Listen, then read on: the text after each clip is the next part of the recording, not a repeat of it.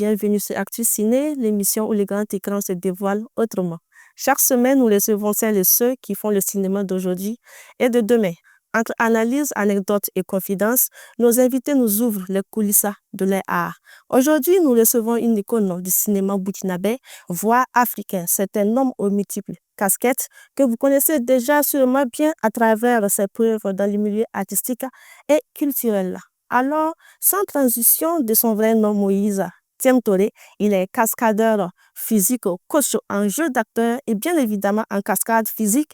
Également, il est maître de cérémonie, artiste, comédien. Il excelle dans la voix off et en doublage de voix.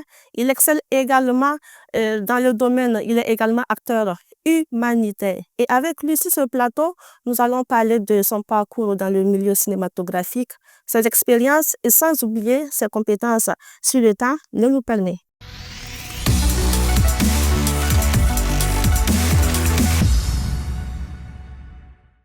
Bienvenue sur Actu Ciné. Merci. Permettez-moi de vous tutoyer si vous me permettez. Il n'y a pas de problème. Alors, en quelle année tu te lances précisément dans le milieu artistique? Quel est le déclic qui t'a poussé à devenir artiste comédien? Le déclic, c'est plutôt petit. Moi, je voyais les films à la télé, comme africains, américains à la télé. Et je me suis dit, quand je serai grand, j'aimerais faire ce métier. Et dans l'occasion, s'est présenté en 2009. Je tenais un magazine, je lisais, et à un moment, je vois derrière casting film d'action. J'ai dit, voilà, ça c'est une aubaine pour moi. Donc, j'ai pris le numéro, j'ai appelé. On m'a dit si je peux passer pour comprendre davantage. Donc, je suis allé. On m'a expliqué un peu le projet, qu'ils vont, dans un premier temps, il faut s'inscrire. L'inscription faisait 10 000 francs. Il y aura une formation d'1 mois. Après la formation, s'en suivra le tournage d'un film d'action. J'ai dit, OK, il n'y a pas de problème. Donc, je me suis inscrit. Et puis, l'aventure a commencé. Voilà. Donc, voilà comment tout est venu de là, de cette passion du cinéma. Et je pense que je le voulais vraiment. C'est pourquoi les étoiles se sont alignées et qui m'ont permis de rencontrer, et je dirais même mes formateurs, les frères Lamine. Alors, je vois que tu as joué dans plusieurs films burkinabés avec des réalisatrices et réalisateurs qui sont bien connus du milieu cinématographique, tels que Sira de Apolline Traoré, Elisa de Faisal Léon Soura, L'affaire Samori de Boubacar Diallo, Le chant des fusils de Jean-Eliott Ilboudo, La sœur de quelqu'un de Kadi Traoré et bien d'autres. Alors, quel a été ton tout premier rôle dans le milieu cinématographique et comment l'as-tu vécu? Mon tout premier personnage, je pense, c'était... j'étais flic. Voilà, j'étais un policier. Et ça, c'était à Abidjan. C'est à Abidjan. Un tournage qu'on avait commencé, mais malheureusement, on n'a pas terminé parce qu'il y avait entre-temps la crise ivoirienne qui avait commencé. Donc, c'était un film d'action. Et du coup, on a dû arrêter. On n'a pas pu continuer le projet. Donc, c'est après la crise ivoirienne que on est venu à Ouagadougou. Et à Ouagadougou également, je pense, on a fait pas mal j'étais formateur d'abord où je devais former des acteurs parce que je devais m'occuper de tout ce qui est artistique, la formation des acteurs. Donc, j'ai tenu ma première classe en 2012. Et voilà. Mais au-delà du flic, j'ai fait de personnages. J'ai fait de personnages, j'ai joué de médecin, voilà, j'ai joué entre griffes, de terroriste. J'ai fait pas mal de personnages. Et quel est le rôle qui t'a plus plu? J'ai toujours aimé les rôles disons, je suis pas un enfant de cœur. J'aime les rôles qui sont durs. J'aime les rôles de gangsters. J'aime les deux univers où j'aime bien l'homme de tenue, le gangster. C'est des personnages qui me vont très, très bien. Et voilà. Et je pense que la plupart des films où j'ai eu une nomination, c'est à travers un personnage de voyou, quoi. Et, voilà. Quand je prends ma nomination en 2024 où j'ai eu le Sotigui de la meilleure interprétation masculine, c'est à travers un rôle de gangster dans ce film de Oumar Dagnon, du coup, le main devant. Donc, ça te colle bien à la peau. Bon, disons, je sais pas, mais un acteur également, c'est ça. C'est vrai, des fois, on dit qu'un acteur, il s'adapte à n'importe quel personnage. Ça, c'est vrai. C'est vrai. Donc, j'ai dit, au-delà du flic, au-delà du bandit, j'ai fait 2 personnages, mais il y a des personnages qui ont réussi mieux par rapport à d'autres. Voilà. Et tu as des acteurs, par exemple, qui te disent, moi, je n'excelle que dans ces rôles. Je ne fais que ça, je ne fais pas autre chose. Parce que c'est ça qu'il a choisi. Après, c'est un choix. On peut faire le choix de dire, moi, je ne fais que les personnages qui font rire. Et je me calque dans ça, tu vois. Ou soit moi, je décide de faire juste que le bandit, ou soit moi, je décide juste de faire que des films d'action. Aux États-Unis, il y en a, même ici aussi, il y en a. On a des acteurs qui ne font juste, ils sont dans un registre. C'est vrai. Et voilà. Mais moi, j'ai dit, non, il faut exploiter également d'autres, parce qu'un acteur, c'est ça, il doit pouvoir s'adapter, explorer d'autres univers. Ouais. C'est très important. Après, tu as des personnages que tu réussis mieux que d'autres. Oui. Alors, je disais plus haut que tu as eu à collaborer avec des réalisateurs bien connus ici. Et si on prend l'exemple de Sira, qui est un film de fiction long métrage de Apolline Traoré, qui a remporté d'ailleurs le prix de l'étalon d'argent au FESPACO 2023. Comment s'est faite la rencontre qui t'a valu un rôle dans ce film? Oui, je pense que c'est...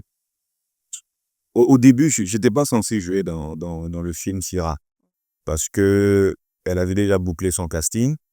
Le personnage que j'ai joué, Faisal, dans le film, c'était un jeune Ivoirien qui devait jouer le rôle. Bon, mais après, l'acteur donnait pas les émotions que la réalisatrice voulait. Donc, vu le temps, elle devait aller même en Mauritanie déjà pour commencer les répétitions, les préparatifs et tout et tout. Elle dit qu'elle n'a pas le temps vraiment de faire un casting. Est-ce qu'on peut lui proposer un acteur au moins qui s'y connaît, ou parce que vu le timing, elle veut pas perdre de temps. Donc, c'est comme ça que j'ai été contacté. La veille même avant son voyage, je suis allé à son bureau. Donc, je suis arrivé, elle m'a expliqué un peu le personnage. Elle m'a donné le scénario. Elle m'a dit, il faut aller lire. Et après, on en parle. Donc, je suis allé le même jour, je suis allé me concentrer. Et puis, j'ai lu tout le scénario. Et puis, elle m'a demandé qu'est-ce que j'en pense. Et après, pour le personnage, elle me dit, OK, tu vois telle séquence, je veux que tu prépares ça. Et puis, quand je serai en Mauritanie, on va faire un casting en ligne. Voilà. Donc, voilà comment le casting a été fait. Elle est allée en Mauritanie. Moi, j'ai préparé.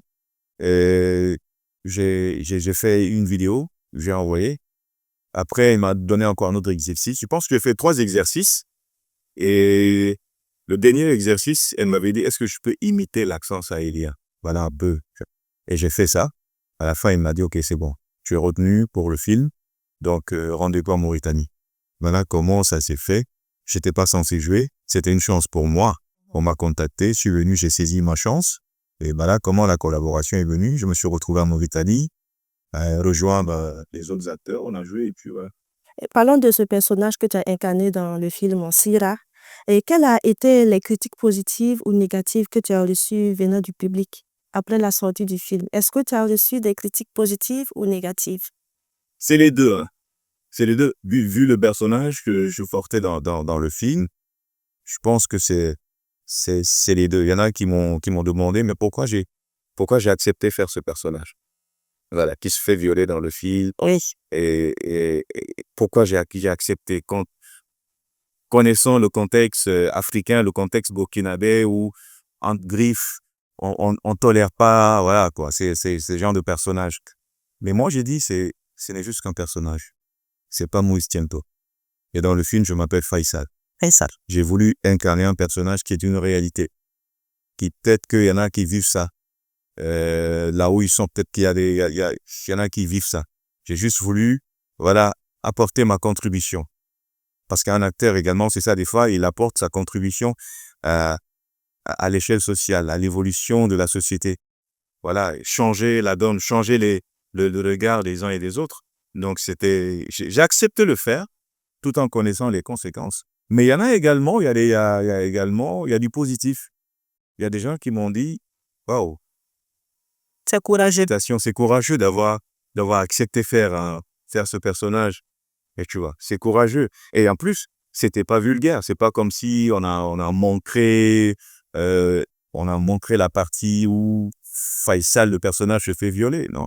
Bon, mais il sort de la tente, on le voit qui pleure, et tout de suite, après, on comprend. On le voit le gars dedans qui se flagelle, et qui demande pardon à Allah et tout ça, tu vois. Tout de suite, on fait la corrélation, on comprend ce qui s'est passé au fait. C'est vrai qu'ils n'ont pas montré la scène que vous avez jouée à l'intérieur de la case. Mais quand on regarde les images qu'ils ont projetées à l'écran, on s'est dit que c'est quand même touchant en fait. Vu que ici au Burkina Faso précisément, les gens n'ont pas encore cultivé cette mentalité-là d'accepter ce genre de rôle. Je ne sais pas comment est-ce que tu as eu vraiment le courage de jouer, d'incarner ce genre de rôle. Est-ce que parce que tu t'es dit que c'est juste un rôle que tu incarnes, c'est le rôle de Faisal que tu joues, tu t'es pas vraiment remise en cause et dit non, est-ce que si ma famille voit ça, ma famille va me critiquer de façon négative? Oui, après, je pense qu'un acteur, il y a un moment de ta vie où tu te poses des questions. On dit il y a des questions existentielles où tu te poses des questions à te demander, est-ce que à partir de maintenant, je suis prêt à franchir un cap? Est-ce que je suis prêt à me dénuder, à me mettre nu devant une caméra? Est-ce que je suis prêt à montrer mes fesses devant une caméra? C'est des questions qu'à un moment, l'acteur se pose. Oui. Et tu vois. Maintenant, quand tu te poses ces questions, quand tu arrives, bon, si tu arrives à un certain niveau, tu te dis, oui, maintenant, je pense que je peux faire ça. Moi, je dis, j'ai pas un problème avec la nudité. Tant que c'est pour conseiller, c'est pour militer, c'est pour dénoncer quelque chose. Parce que ce que je dis, il suffit pas juste de faire un personnage parce que juste on te paye bien ou juste tu as envie de le faire. Mais est-ce qu'il y a un message derrière? C'est ça aussi l'acteur. Est-ce que tu peux vraiment te mettre nu Bien sûr que je peux le faire. à l'écran? À l'écran, je peux le faire. Ce que je dis, c'est quel est le message que je porte dans cette nudité? Peut-être que je me mets nu pour dénoncer quelque chose. C'est ça que je veux dire. Je ne suis pas de se mettre nu juste pour le plaisir, non. Mais c'est quel est le message que je porte à travers ça? Et dans ce là, c'était pour dénoncer quoi? Oui, c'est pour montrer que ceux-là qu'on pense qui sont en griffe, qui parlent de Allah, qui parlent de djihad, qui parlent de, disons, l'alcool c'est haram, qui parlent de beaucoup de choses qui sont interdites. Peut-être c'est pour montrer qu'en réalité aussi, il y a des choses qui se passent entre eux, peut-être qu'on ne connaît pas. Et quand on prend précisément les critiques négatives, est-ce que ça t'a touché? Non, moi, ça ne m'a pas touché. Ça ne m'a pas touché. Mais au contraire, je me dis, on est en Afrique déjà où les gens ne sont pas encore préparés à accepter certaines réalités. Mais je me dis également, en tant que cinéaste ou en tant que comédien, c'est notre rôle également de sensibiliser les gens. Qu'ils sachent qu'en réalité, c'est un personnage que tu portes. Dans la vraie vie, tu n'es pas ça. Tu n'es pas comme ça. La preuve, des fois, il y a des gens qui me rencontrent. Des fois, je pars à l'alimentation ou quelque part. La personne te rencontre. Il dit, mais quand je te vois à la télé, et ici, c'est pas la même chose, quoi.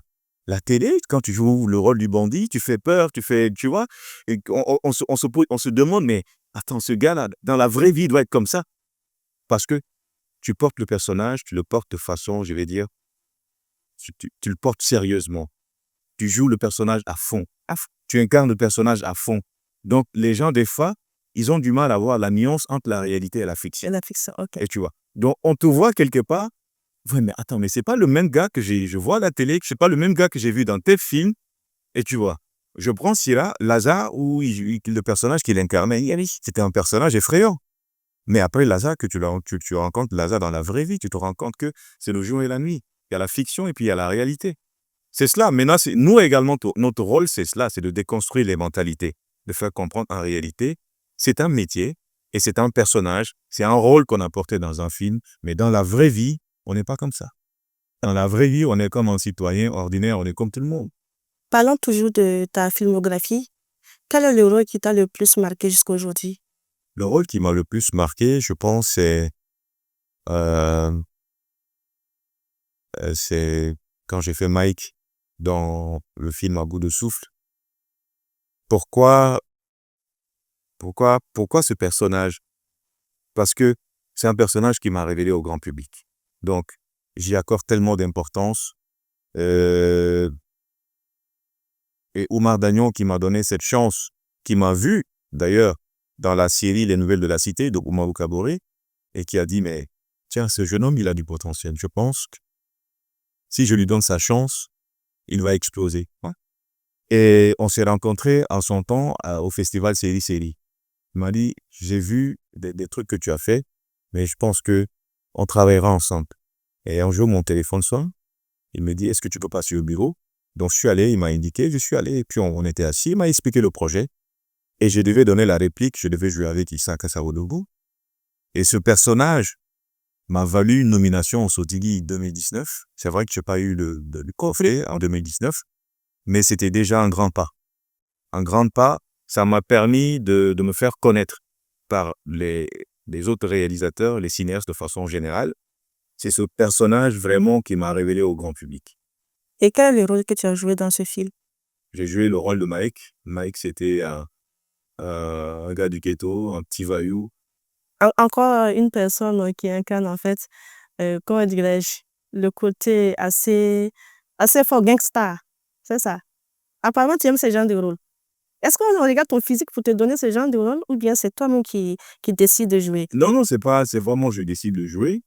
Parce que comme je l'ai dit, peut-être on te découvre dans un personnage. Parce que je pense que la première fois de faire le bandit, c'était dans Djougou, comment on appelle dans À bout de souffle de Oumar Dagnon, j'ai incarné le personnage de Mike. Je pense que c'est parti de là. C'est à partir de là, après il y a d'autres réalisateurs qui m'ont contacté pour ce personnage. Des fois, on te découvre dans un personnage, je dis mais waouh, j'ai un film, j'ai trouvé mon acteur. Un réalisateur m'a dit ça. Il m'a dit, quand il a vu Djougou, il a vu À bout de souffle, en même temps, il a dit, j'ai trouvé mon personnage. Et à partir de là, j'ai collaboré également avec lui, avec d'autres réalisateurs. Mais au cinéma, des fois, c'est le profil. Mais à vue d'œil, tu ne ressembles pas à un bandit. Oui, mais c'est cela également le paradoxe. À vue d'œil, voilà, peut-être que je ressemble pas au bandit, mais après, il y a une transformation. Il y a un personnage que tu vas incarner, que tu vas préparer, et qui fait qu'à un moment, tu donnes une certaine dimension au personnage, et quelqu'un qui regarde, il va dire, waouh. Quelqu'un qui te regarde sniffer la drogue dans un film, c'est pas la vraie drogue, mais on te voit sniffer la drogue dans un film, on dit, mais waouh, on dirait il a fait ça toute sa vie.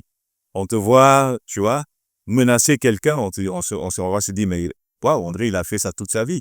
Parce que tellement, tu incarnes bien le personnage, et tout de suite, on dit, mais on dirait, lui, là, il doit être dans la vraie vie, il doit être un bandit. Mais non, mais l'acteur, c'est cela. C'est celui, c'est-à-dire qui prête son corps, qui prête sa voix à un personnage.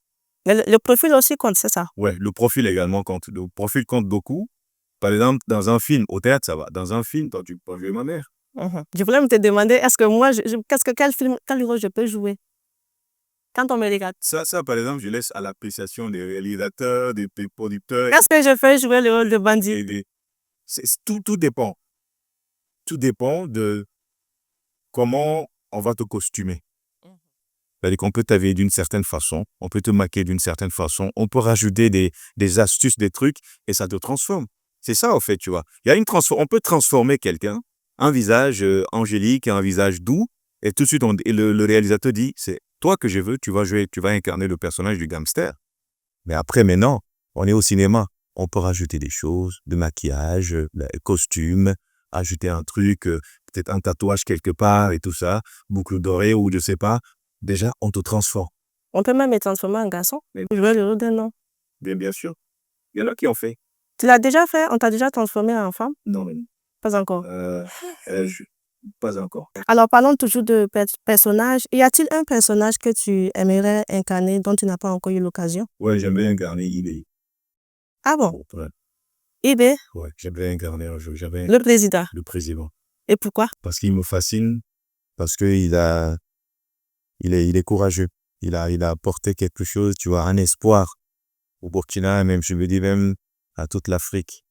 Donc, c'est la réincarnation de Thomas Sankara, d'après certains. Donc, tu vas porter un tel personnage au cinéma, ouais, moi, je serais fier. Est-il déjà arrivé qu'on te propose un rôle dans un film et que tu refuses de jouer? Oui. J'ai refusé parce que, tout simplement, le scénario n'était pas au top. Le scénario n'était pas au point. Et voilà. Et j'en ai discuté avec le réalisateur. J'ai dit, bon, j'ai vu le scénario. Le scénario n'est pas... le scénario est très faible. S'il y a la possibilité de voir un scénariste qui va retravailler le scénario, ce serait bien. Voilà. Parce que aujourd'hui, il y a des gens qui se lèvent, il a juste une histoire, il ne sait pas comment on écrit un scénario, il chiffonne quelque chose, je dirais même en torchon, et tout de suite, il te contacte, il te dit, OK, moi je dois faire mon film, c'est mon premier film que je vais tourner d'ailleurs, j'ai besoin de toi pour tel personnage, je t'envoie le scénario. Mais il t'envoie le scénario, mais tu lis, parfois tu as des mots de tête. Moi, il y a des scénarios que j'ai commencé à dire, je n'ai pas terminé, tellement que c'était nul à chier. Donc, Mais là, tu veux dire que le scénariste a raté son travail? bon, disons, c'est pas un scénariste même qui a écrit. C'est comme quelqu'un le pompiste qui est là, il est passionné par le cinéma, il n'a aucune formation, il a juste une histoire comme ça, il dit, OK, je vais écrire. Il écrit, il connaît pas les codes du cinéma, il connaît pas, il y a beaucoup de choses qu'il connaît pas, il sait pas aménager le suspense, les rebondissements, je vais dire quoi, la continuité dialoguée, tu vois, il maîtrise pas tout ça, tu vois. Bon, c'est vrai que je suis pas scénariste, mais l'expérience que j'ai eue, le fait d'avoir tourné à gauche, à droite, avec tel réalisateur, à force de lire les scénarios, donc à un moment, tu as une idée. Quand quelqu'un t'envoie un scénario de merde, tout de suite, tu sais. Et tu vois. Maintenant, tu dis à la personne, poliment, s'il y a la possibilité de retravailler le scénario, ce serait bien. Bon, mais après, il y a l'ego des uns et des autres. Ça, voilà, il y a des gens, il faut dire, bon, OK, si c'est comme ça, c'est pas grave, je vais trouver quelqu'un d'autre qui va jouer. Et effectivement, il va trouver quelqu'un d'autre qui va jouer, qui s'en fout que ça soit bien écrit ou pas, tu vois, c'est pas son problème. Mais moi, j'ai dépassé ce stade. À une époque où je commençais à mes débuts, peut-être je pouvais accepter d'aller faire ça. Mais j'ai dépassé ce cas, qui fait qu'aujourd'hui, voilà, je te dis, bon, le scénario n'est pas ça. Est-ce qu'il y a la possibilité de retravailler le scénario? Et puis, voilà, quoi, on pourra maintenant parler du projet, parler du travail qu'on va faire. Mais est-ce que tu trouves pas que tu vexes, en fait, le réalisateur? Bon, c'est des pseudo-réalisateurs, tu vois, parce qu'un bon réalisateur, tu vois, il connaît ça. C'est d'abord un film, c'est le scénario. Si le scénario n'est pas ça, il va rater son film. Alors, on va parler maintenant de ta vie privée et ta vie publique. Comment concilies-tu vie privée et vie publique? Est-ce que c'est difficile de sortir dans la rue ou bien il faut rester discret? Un artiste, qu'il soit musicien ou comédien, parce qu'on te voit beaucoup à l'écran. On te voit dans des films, on te voit à la télé. Des gens, des fois, il y en a qui ont envie de te voir, de te rencontrer parce qu'ils adorent ce que tu fais. Maintenant, si toi, tu te rends disponible partout, il y a un problème. Le mythe, tu le tues tout de suite. Et tu as des comédiens, et ils sont tout le temps dans les maquis, tu vois. Il y a des endroits où tout le temps, ils sont fréquents. Donc, quand c'est comme ça, bon, tout le monde, des fois, tu entends, tu veux le voir. Si tu viens au quartier ici, là, ou ça, tu viens dans tel kiosque ou tel maquis, il est toujours là-bas. Il faut travailler à créer la notion du mythe. Donner l'envie aux gens de vouloir te voir. Et quand ils te voient, tu dis, waouh, j'ai rêvé tellement de te rencontrer un jour. Mais quand tu te rends disponible partout, il y a un problème. Parlant toujours de ce stéréotype ici au Burkina Faso, est-ce que selon toi, l'artiste comédien est reconnu à sa juste valeur ici au Burkina? Est-ce que l'artiste est reconnu à sa juste valeur? Je pense pas que l'artiste est reconnu à sa juste valeur. Tu vois, ici, bon, c'est culturellement, je vais dire, c'est comme si on est en concurrence même avec le peuple. Mais tu vois ce que j'ai dit? On est en concurrence avec le peuple.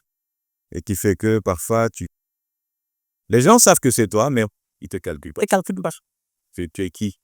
Cette chance d'être à l'écran, d'être connu, d'être célèbre, tu vois, ils n'ont pas ça. Une jalousie? Une jalousie. Parfois, j'ai comme l'impression qu'il y a une certaine jalousie, ou tu vois. Mais de façon générale, le Burkinabé n'est pas expressif. Ils s'en foutent que tu sois une star, que tu sois un truc, tu vois. C'est pas son problème. Mais est-ce que c'est pas le fait peut-être qu'ils se disent qu'ils sont pas aussi stars que ça? Une fois, j'ai eu un débat avec un doyen qui me disait au Burkina, il n'y a pas de stars. Il n'y a que des vedettes. Bah si, c'est ce qui explique alors. Il y a que des vedettes. Et l'explication qu'il avait donnée, mais je dis, mais en réalité, bon, c'est pas faux ce qu'il a dit. Il n'y a pas de stars au Burkina, il n'y a que des vedettes. Parce qu'une star, c'est une dimension mondiale. Aujourd'hui, tu prends la petite Aïcha Tremblay, elle est plus célèbre que combien de personnes au Burkina. Elle a juste tremblé, et puis c'est partout. Partout. Elle a voyagé à travers ça et tout.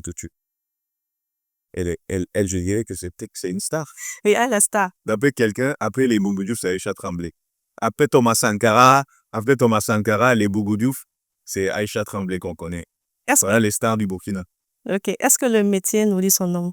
Le métier ne nourrit pas son nom. Moi, je suis catégorique là-dessus, je l'ai toujours dit. Le métier, au Burkina, Et en Afrique, de façon générale, ça ne nourrit pas son homme. Le métier ne nourrit pas son homme. Donc, tu es obligé de faire d'autres activités, tu es obligé d'avoir d'autres entrées pour pouvoir subvenir à tes besoins. Est-ce que cela veut dire que ceux qui sont dans le milieu du cinéma le font seulement par passion? Oui, il y en a, c'est la passion. Il y en a qui viennent pas pour gagner de l'argent, c'est ça? Dans toute chose, il faut d'abord la passion, parce que la passion, ça peut déplacer des montagnes. Maintenant, au-delà de la passion, après aussi, il faut que la passion puisse te nourrir. Parlons maintenant de ton second métier. Tu es cascadeur physique. C'est quoi un cascadeur physique? Oui, un cascadeur, bon, quand je fais quand même une définition de la cascade de façon générale, on a ce qu'on appelle la cascade physique, la cascade équestre, la cascade aquatique, la cascade mécanique, la cascade aérienne, et j'en passe. Mais bon, la cascade physique, un cascadeur en temps normal, c'est quelqu'un qui est censé doubler un acteur pour des scènes de combat, de chute, pour éviter qu'il se blesse. Parce que si l'acteur se blesse, on arrête le projet. Et on perd en argent et on perd en temps. Moi, je fais la cascade physique, c'est-à-dire que tout ce qui est combat, tout ce qui est maniement d'armes, tout ce qui est peut-être des petites chutes de hauteur, de machin, tu vois. Voilà, ça, c'est beaucoup plus la cascade physique que nous, on fait. On n'est pas encore au niveau de la cascade aquatique, la cascade aérienne et j'en passe. Alors, combien de temps faut-il pour être un bon cascadeur? Combien de temps? Déjà, tout le monde peut faire la cascade. Même moi. Même toi, tu peux faire la cascade. Ah. Il faut avoir certaines aptitudes, c'est-à-dire physiquement, tu dois être prêt. Parce que la cascade, c'est un métier à risque. Tu peux te blesser. Donc, si physiquement, tu n'es pas prêt, ça va être compliqué. Si tu ne peux pas faire une roulade, tu ne peux pas recevoir un coup qui te propulse, tu tombes de l'autre côté, tu fais une roulade, il y a un problème. Si tu ne peux pas escalader un mur, tomber de l'autre côté, faire une roulade, si tu ne peux pas faire une chute d'escalier, bon, c'est vrai, après, il y a les protections qu'il faut porter pour éviter de se blesser. Mais déjà, physiquement, tu dois être prêt. Donc, quand on est prêt physiquement, également, c'est bien d'apprendre un art martial. Ça aide également, tu vois, pour les chorégraphies de combat, tout ça, tu vois. Mais ça dépend de la personne. Il n'y a pas de temps. Tu te dis, OK, j'ai envie de faire la cascade. Il faut que tu mettes, il faut tu mettes du tien. Il faut que tu aies la volonté de vouloir le faire. Il faut te donner les moyens d'y arriver. Il faut te dire, OK, maintenant, je vais revoir mon côté physique. Je vais me mettre au sport pour être apte, pour être prêt. Parce que la cascade, c'est assez physique. Mais toi, ça t'a pris combien de temps?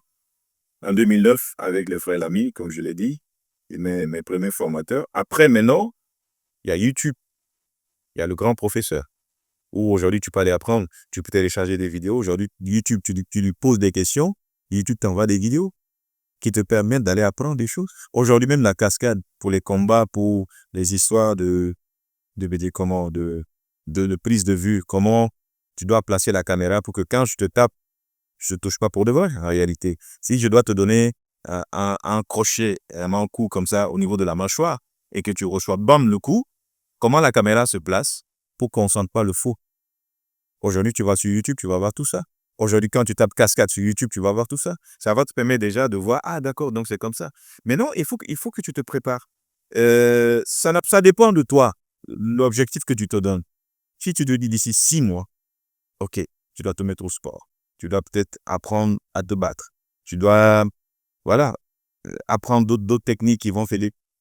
Est-ce que ce n'est pas dangereux de pratiquer ce métier? Bien sûr que c'est dangereux. C'est un métier à risque. Tu t'es déjà fait mal pendant un tournage? Bien sûr. C'est un métier à risque. C'est dangereux. Des fois, tu peux sauter et puis te fracasser, c'est pas, le genou. C'est arrivé, Jackie Chan, il est tombé combien de fois? Il s'est blessé combien de fois sur des plateaux de tournage? Bon, mais après, il y a Assurance qui gère. Tom Cruise, pareil. Combien de fois il s'est blessé en faisant ses propres cascades? Raison pour laquelle, des fois, il y a des productions là-bas. Il préfère prendre un cascadeur, c'est-à-dire que lui, c'est son travail, qui va venir faire la doublure, que pour garder l'acteur, l'intégrité physique de l'acteur intacte, pour pouvoir continuer. Parce que si l'acteur se blesse, on arrête le tournage. Mais c'est un métier à risque, c'est dangereux, tu peux te blesser. Donc, ça ne va pas manquer. C'est pas pour dire, non, la cascade, c'est un métier à risque. Il y a des anecdotes aux États-Unis où des cascadeurs qui sont morts sur un bateau. Et précisément, toi, est-ce que tu as déjà eu un tournage qui s'est mal passé? Non. Comme je dis, ici, par exemple, nos cascades sont minimes. C'est pas assez dangereux. Nos cascades, c'est assez... J'ai envie de plus de folie, quoi. J'ai envie de quitter un immeuble et puis faire un truc, quoi. Ah, J'ai envie d'être câblé, tu vois. J'ai envie d'être dans une voiture qui dérape, tu vois. Les cascades qu'on fait ici, c'est minime. C'est très minime. dans quel film burkinabé tu as vu quelqu'un faire chute d'escalier?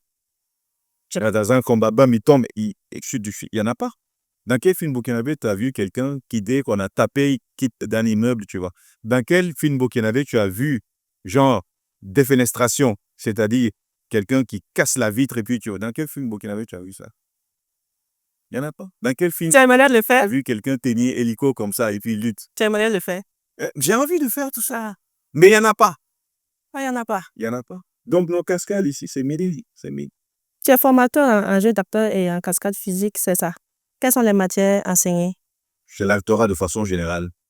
Comment incarner un personnage, l'improvisation, l'occupation scénique, comment bosser un texte, comment, au-delà du texte, comment voir un sous-texte. C'est un peu ça. C'est dans le jeu d'acteur, l'incarnation du personnage de façon générale.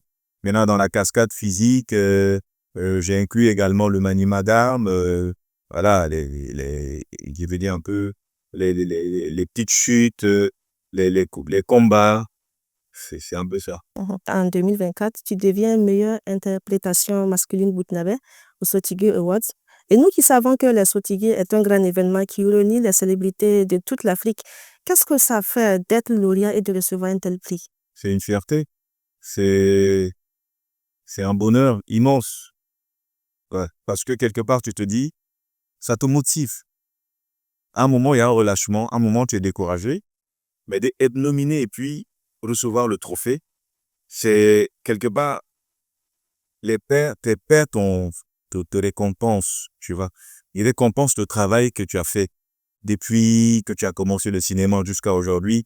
Voilà, il y a une grande satisfaction, tu vois, que tu es déjà nominé et puis recevoir le trophée.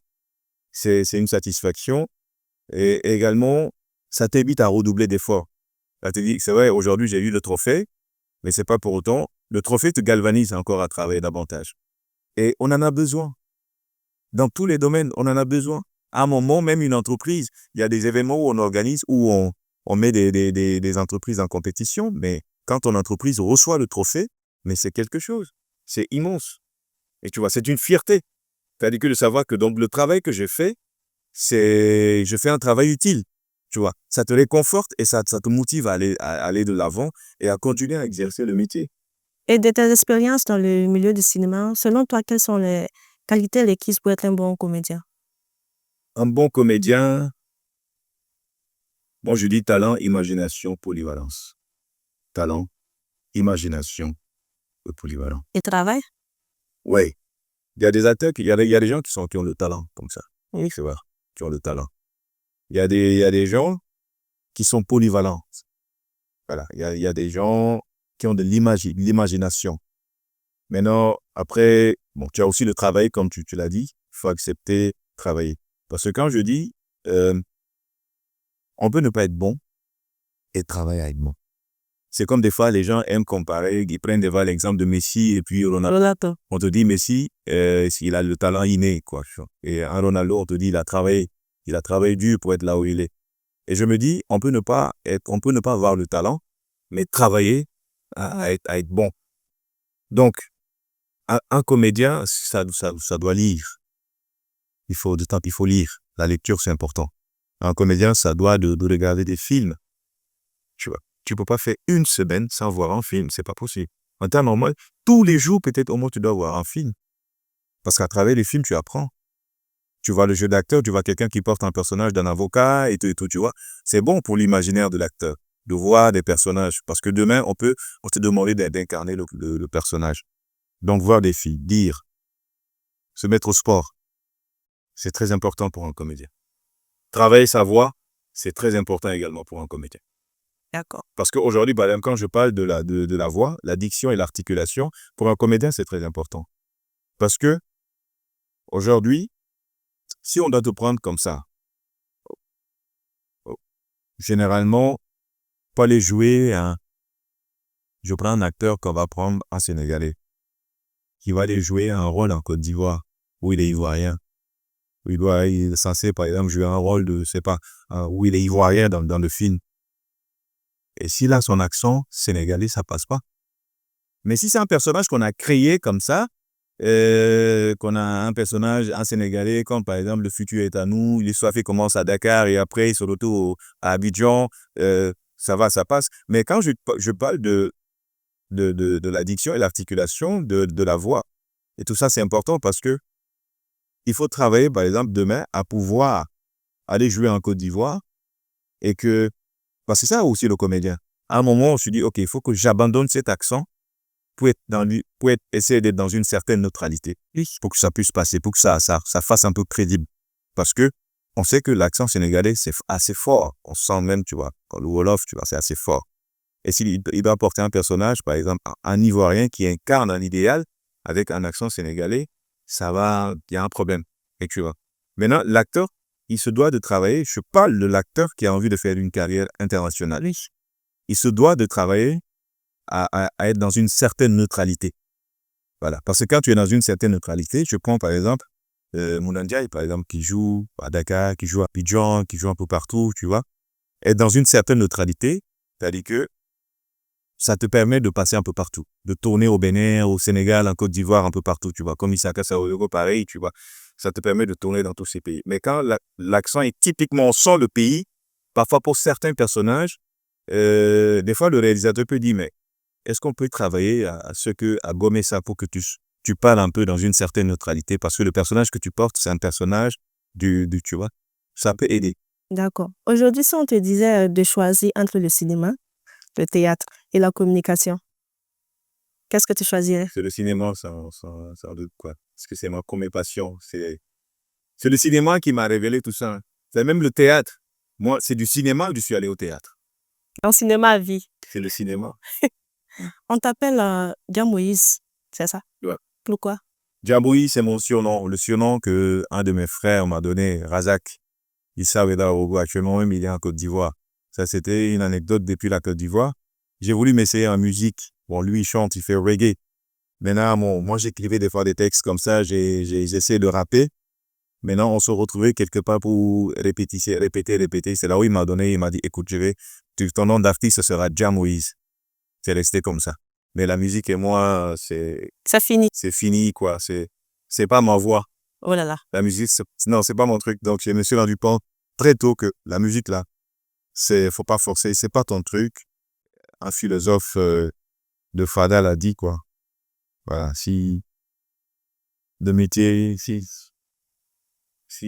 Faut changer de musique. C'est pas forcé. C'est pas forcé, ouais. Alors, nous sommes pratiquement vers la fin de cette émission. Quel conseil peux-tu donner à ces jeunes-là qui aimeraient suivre tes pas? Il faut déjà être passionné, il faut aimer ce qu'on fait. Au-delà d'aimer ce qu'on fait, il faut travailler. On a la chance aujourd'hui au Burkina d'avoir des endroits où on peut se former. Un acteur, des fois même, je donne le conseil même aux acteurs du cinéma, des fois je leur dis, faites un tour au théâtre. Oui.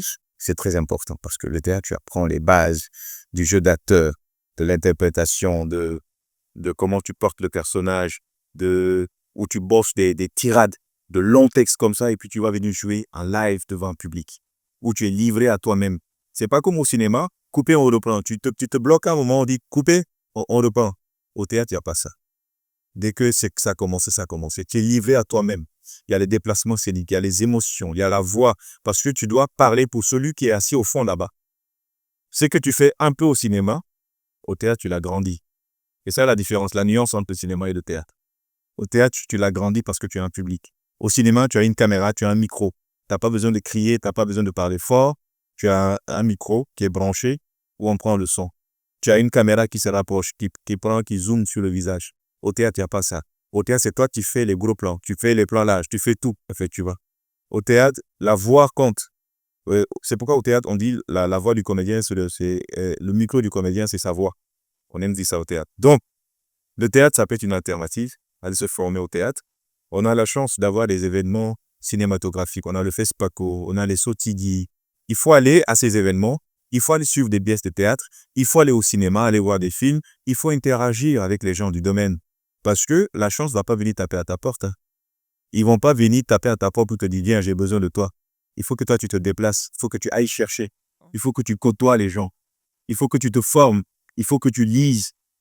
Tout cela, c'est important. Alors, avant de conclure, nous allons passer à la rubrique coup de cœur. Ça te dérange pas? Non, pas du tout. D'accord. On passe à présent à la rubrique coup de cœur.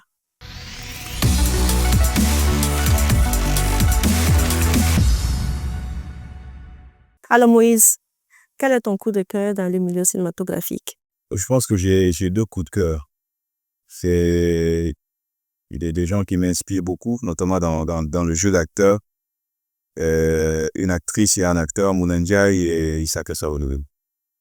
Voilà, pour ce qu'ils font, pour la carrière qu'ils ont, et tu vois, ce sont mes coups de cœur.